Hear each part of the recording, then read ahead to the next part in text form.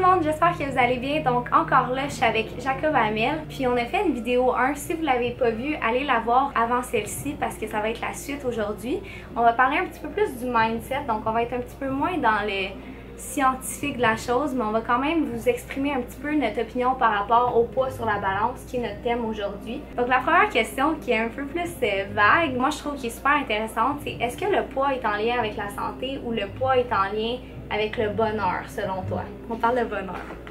Mais la santé jusqu'à un certain point, tu sais, parce que c'est sûr que si tu es 100 livres overweight de ton poids santé, c'est sûr que tu vas avoir des répercussions. Des marqueurs de santé qui sont importants à regarder, c'est ta pression sanguine, ton battement cardiaque, tu sais. Si tu fais de la haute pression, 3/4 du temps, c'est parce que soit tu as quelque chose de génétique ou tu es trop pesant par rapport à ce que tu devrais être. Par contre, il y a beaucoup de monde qui vont être un peu en surpoids, mais qui vont être quand même santé. Donc c'est pas réellement lié à 100%, mais il y a une partie que tu as besoin d'être à un poids santé, si on veut. Mais sauf que l'affaire, c'est que le poids santé, c'est pas nécessairement d'être à 5% sur un stage non plus, tu sais. Fait que, il y a les deux sphères, là. Il y a le comme surpoids puis vraiment un bas pourcentage de gras. Les filles surtout, c'est que si t'as un pourcentage de gras très bas, ben les hormones sont toutes débalancées. Tu vas plus avoir tes règles et il y a plein de problèmes qui peuvent s'en suivre avec ça. Donc trop bas, c'est comme c'est pas bon non plus. Donc, ce qu'on veut, c'est d'avoir un pourcentage de gras que tu es capable de maintenir en mangeant bien, puis avoir un taux de calories que tu manges quand même intéressant. Je sais qu'il y a des exceptions. Là. Il y a des gens qui sont en santé à 5% de gras, mais généralement, pour une femme puis un homme, on regarde quoi pour les pourcentages de gras? Ben, chez un homme, c'est comme tu dis, ça va dépendre. C'est sûr qu'il y a quelqu'un qui a un métabolisme très rapide. Des gars, des fois, à 6% de gras, ben... Faut l'entendre. C'est ça, ils mangent beaucoup, ils sont en santé, ils dorment bien, ils ont une bonne gestion, une bonne gestion du stress. Tant mieux pour eux autres, mais tu sais, ce qui est le plus la norme, si on veut, c'est à peu près un 10% chez l'homme, entre 10 et 15%. Ça va être plus que ce qui est optimal, si on veut, pour la santé. Pour ça, chez une femme, c'est sûr qu'on va aller plus dans le 15, 20, 25%, dépendant de la méthode que tu utilises. Parce que, ben, veux pas, les femmes sont faites pour avoir un petit peu plus de gras à cause de... La reproduction. Exactement, à cause de notre ADN. C'est pour ça que, mettons, en vieillissant, notre pourcentage de gras, j'imagine, il augmente les femmes ou pas nécessairement? Non, c'est plus que le gras va se mettre à d'autres endroits. Mais c'est ça qui arrive, c'est à cause des hormones. C'est quand tu es plus jeune, tu as plus d'estrogène pour la reproduction, fait qu'il y a plus de gras au niveau des cuisses et des fessiers. Quand tu vas avoir la ménopause, le gras va monter au niveau abdominal, un peu comme un homme. Fait que c'est juste le changement hormonal qui crée ça. Parfait. Puis pour la question sur le bonheur, je vais dire un peu ma théorie, tu rajouteras quelque chose si tu trouves que ça fait du sens ou non. Moi, personnellement, avec mon expérience, j'ai déjà eu un pourcentage de gras super bas, des abdos comme ça coche, puis j'étais pas plus heureuse. Là. Fait qu'on va se le dire, des fois, oui, c'est dans la tête, c'est comme la santé mentale, mais il y a aussi un équilibre. Puis je pense que quand on a une bonne santé physique, la santé mentale, les deux viennent de pair. Oui, le bonheur vient avec une bonne forme physique, mais des fois, c'est quand même bien de juste être un petit peu plus comme YOLO, si on peut dire, par rapport à notre corps, sans non plus se saboter, mais à pas tout calculer puis être dans un mode de vie restrictif, à s'entraîner 4 fois par jour. Ça, c'est pas sain. Ça rend pas les gens heureux. Encore là, il y a des gens qui font des Ironman, là, fait que là, rendu là, c'est dur, mais mon expérience personnelle, c'est avoir un poids super bas ou un pourcentage de gras super bas ne rend pas nécessairement plus heureux.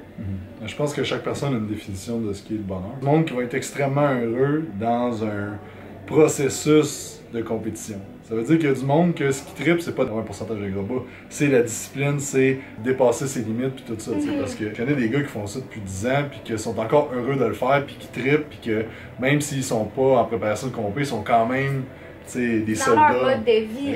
Exact. Mais de ce que je vois, c'est peut-être 1% de la population qui trippe vraiment là-dessus, qui est fait pour les bonnes raisons, puis que c'est ça qui les rend heureux de faire ça.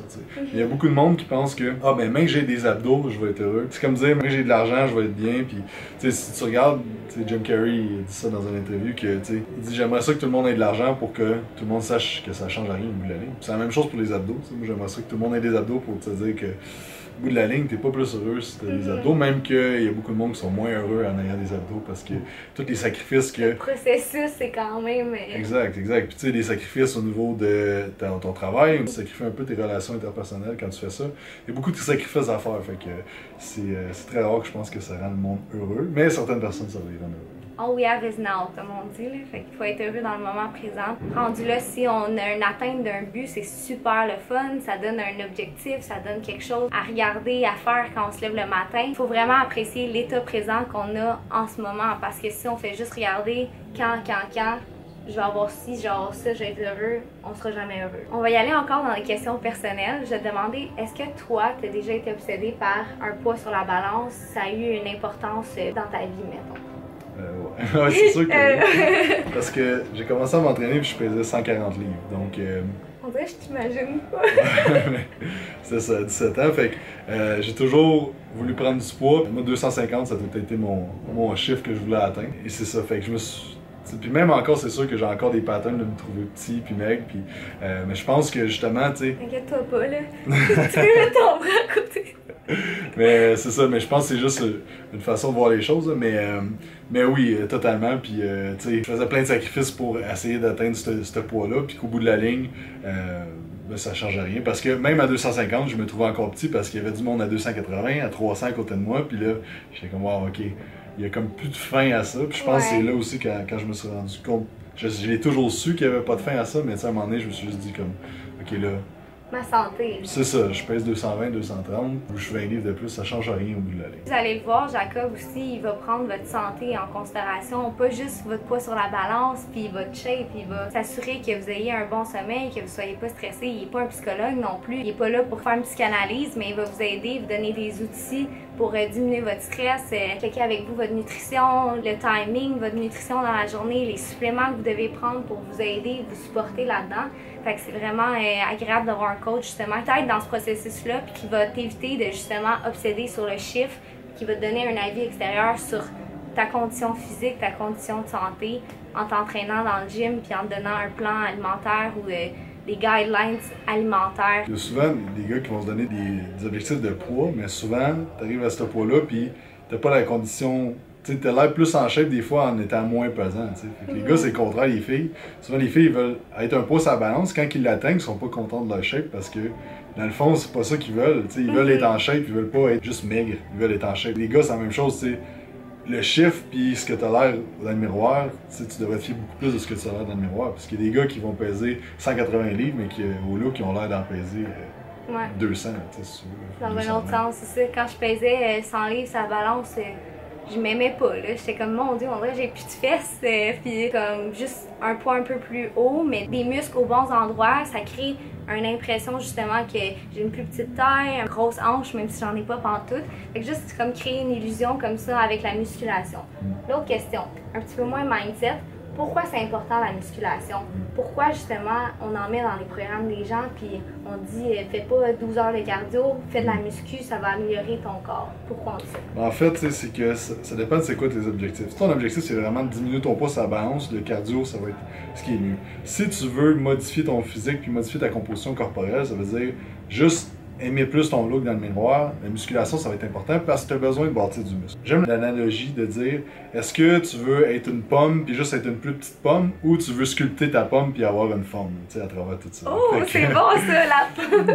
C'est ça. Parce que si tu fais du cardio puis tu fais juste couper tes calories, tu vas devenir juste une petite pomme. Fait que tu vas juste être la même shape, mais juste plus petit. Mais souvent, les filles aiment pas ça parce qu'ils sont comme, ah, j'étais encore molle. Oui, mais c'est parce que t'as pas bâti de muscle à travers tout ça. Fait que les filles, ce qu'ils veulent, ils vont dire du tonus musculaire, mais ce que c'est de prendre... n'existe pas. Ça n'existe pas. Le tonus musculaire, c'est juste, ça paraît moins effrayant, mais c'est de prendre la masse musculaire aux bons endroits, comme tu as dit tantôt. Fait que la masse musculaire au niveau des fessiers, au niveau des cuisses, au niveau des épaules, au niveau du dos, ça va changer gros ton physique. Fait que c'est ça que tu veux, c'est vraiment d'améliorer ton physique et non juste de perdre du poids à la balance.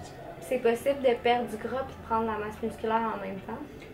Oui, jusqu'à un certain point. C'est qu'à un moment donné, si tu manges des bons aliments, tu t'entraînes fort, tu fais attention à tout ton système hormonal, sommeil, digestion, stress, ben oui, tu vas prendre du muscle, tu vas perdre du gras. Sauf que si tu veux vraiment perdre du gras, à un moment donné, il va falloir que tu fasses certaines phases d'entraînement et de nutrition pour ça. Puis si tu veux prendre la masse, même chose, mais ça, c'est... Tu peux faire vraiment longtemps, comme 6 mois, 1 an, à juste bien manger, t'entraîner fort, puis tu vas prendre de la masse musculaire puis perdre du gras en même temps. Quand même, des fois, j'étais en mode compé, puis on avait des parties du processus que j'aimais moins parce que, mettons, j'aimais mieux faire du high rep, mais si je faisais pas de force avant, j'aurais jamais été capable d'avoir un high rep qui vaut la peine par la suite. Fait que, tu sais, c'est important aussi là, de faire un processus. Il faut s'amuser en s'entraînant et tout ça, mais si on veut avoir des résultats, il faut quand même avoir un plan de match, puis pas faire genre free for all, je vais faire ça une journée, ça une journée. Faut s'amuser, il faut le faire pour nous, mais avoir un processus, ça l'aide à avoir des résultats. Avoir un coach, ça l'aide à avoir des résultats encore là. On va y aller avec une petite question rapide. On va essayer de pas mettre ça trop long, mais 3 trucs simples, selon toi, pour améliorer sa composition corporelle, donc diminuer son pourcentage de gras et augmenter sa masse musculaire.